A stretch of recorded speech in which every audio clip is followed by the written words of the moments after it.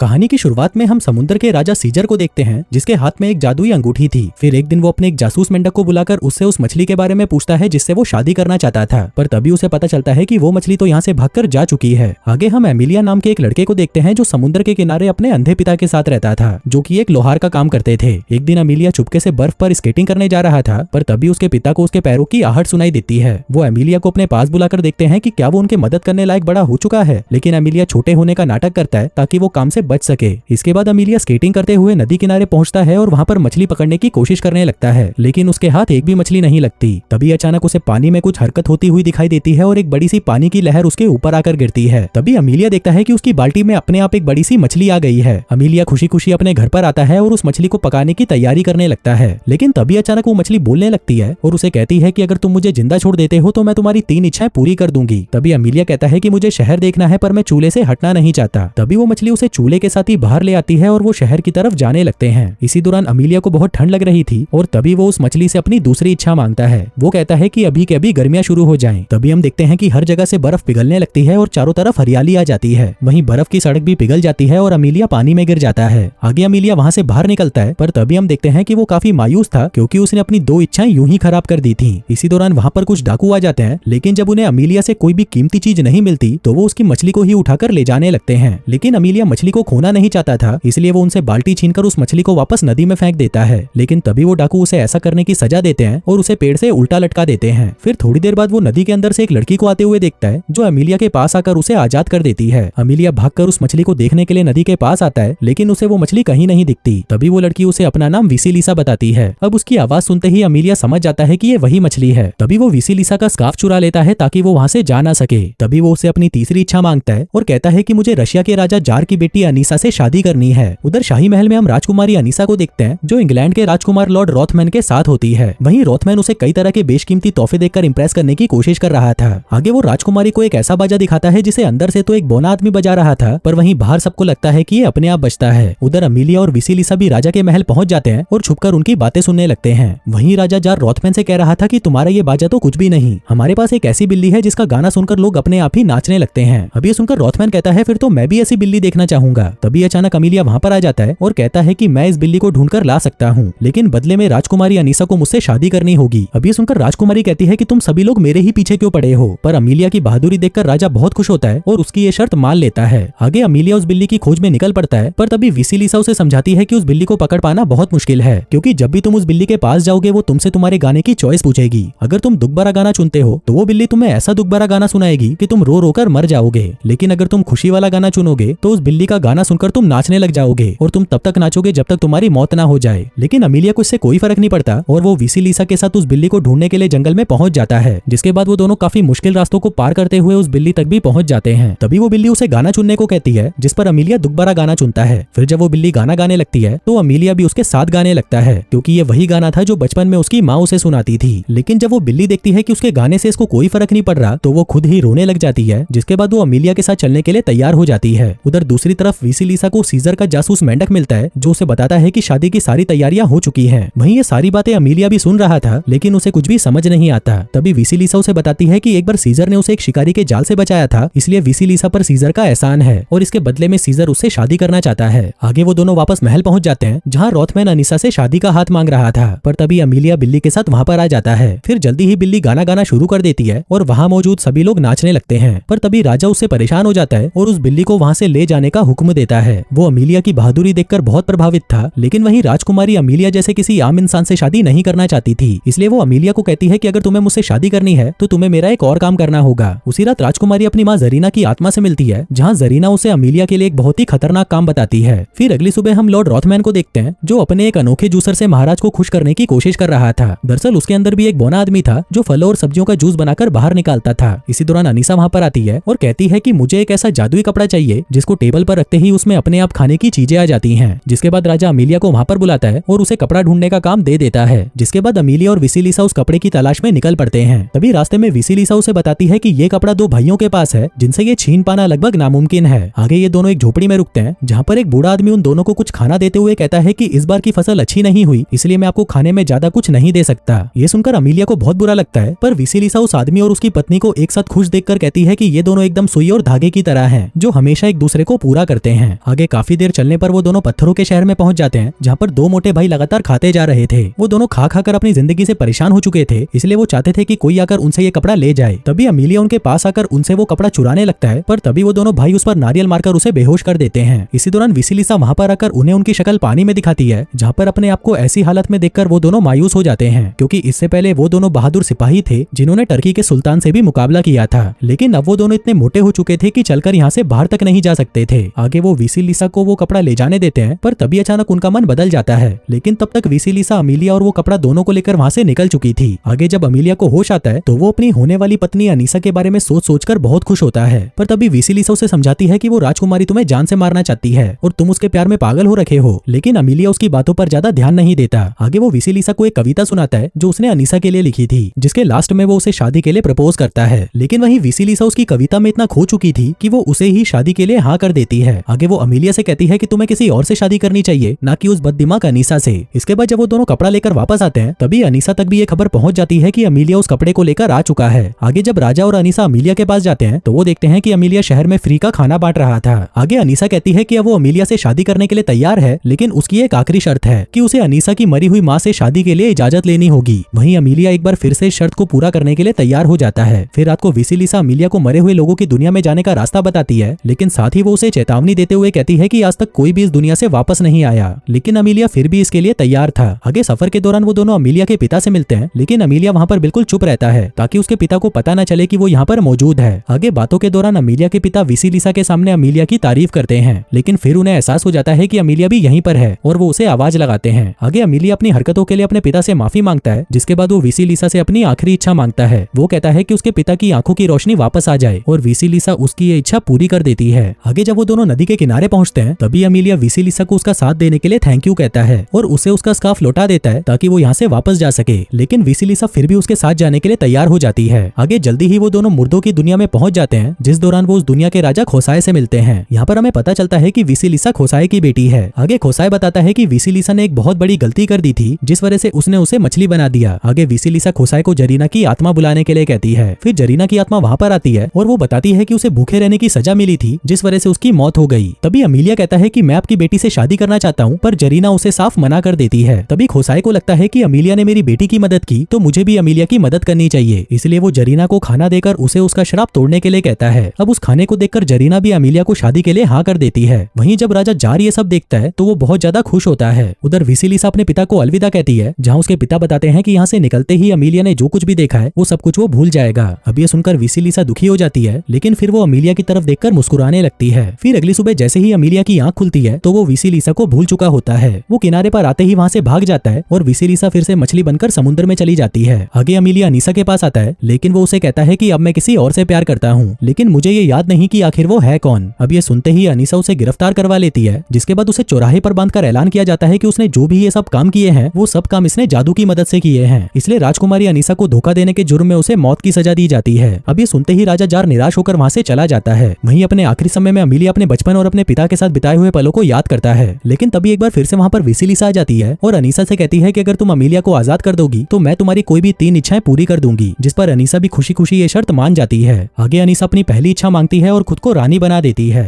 जिसके बाद वो अपने पिता जार से उनका ताज छीनकर उनको जेल में बंद करा देती है। जिसके बाद वो अपनी दूसरी इच्छा मांगती है कि वो इंग्लैंड के राजा की पत्नी बने, और तभी हम देखते हैं कि वहाँ पर इंग्लैंड के राजदूत उसके लिए शादी का प्रस्ताव लेकर आते हैं। वहीं पर हम अमीलिया को देखते हैं जो कि उस इंसान को याद करने की कोशिश कर रहा था जिससे उसे प्यार हुआ है। तभी उसके पिता सुई और धागे की बात करते हैं, जिसे सुनते ही उसे सब कुछ याद आ जाता है कि वो विसिलिसा से ही प्यार करता है। आगे वो तुरंत शहर की तरफ निकल जाता है, जहाँ पर उसके पिता और वो दोनों भाई भी उसके साथ आते हैं। फिर वो चारों मिलकर उस महल का दरवाजा तोड़ देते हैं और वहाँ पर अमीलिया विसिलिसा को ढूंढने लगता है। वहीं विसिलिसा को तो यकीन ही नहीं हो रहा था कि अमीलिया ने उसे कैसे पहचाना, पर तभी अनीसा वहाँ पर आती है और उसे कहती है कि मैं भी विसिलिसा की तरह जादूगरनी बनना चाहती हूँ। लेकिन तभी विसिलिसा उसकी ये तीसरी इच्छा समझकर उसे पूरा कर देती है, जिसके बाद अनीसा अचानक से एक मछली बन जाती है। आगे उसे एहसास होता है कि उसकी ये शक्तियाँ किसी काम की नहीं, क्योंकि वो सिर्फ दूसरों की ही इच्छाएं पूरी कर सकती थी। तभी अनीसा अपने एक नौकर को बुलाकर कहती है कि वो ये विश मांगे कि अनीसा की शादी दुनिया के सबसे ताकतवर राजा से हो। अब जैसे ही नौकर उससे ये विश मांगता है तभी अचानक समुद्र में से सीजर बाहर आता है और अनीसा को अपने साथ ले जाता है, क्योंकि दुनिया का सबसे ताकतवर राजा तो वो ही था। उधर विसिलिसा का श्राप भी खत्म हो जाता है, जिसके बाद अमीलिया और विसिलिसा हमेशा हमेशा के लिए एक हो जाते हैं। और दोस्तों इसी के साथ ही ये कहानी यहीं खत्म हो जाती है।